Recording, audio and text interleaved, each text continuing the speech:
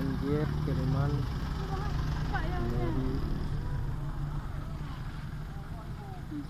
di tempatnya di Simpang Ila.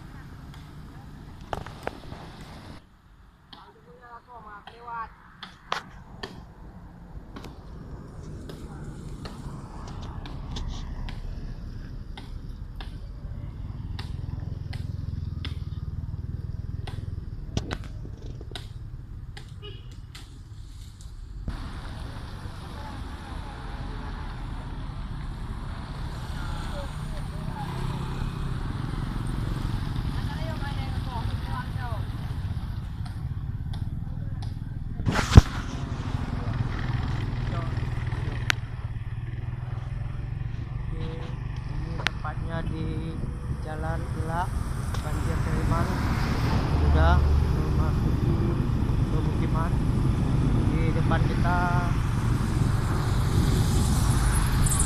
airnya telah menyeberangi jalan. Ini apa ya? Banget tuh.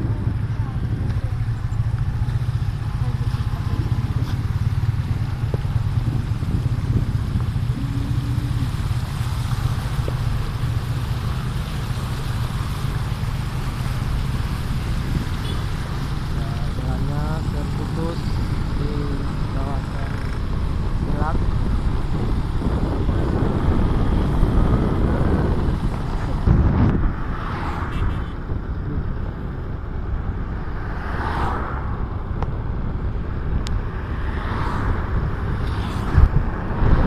Kita bisa saksikan sawah-sawah di kawasan Buluk sudah tergenang.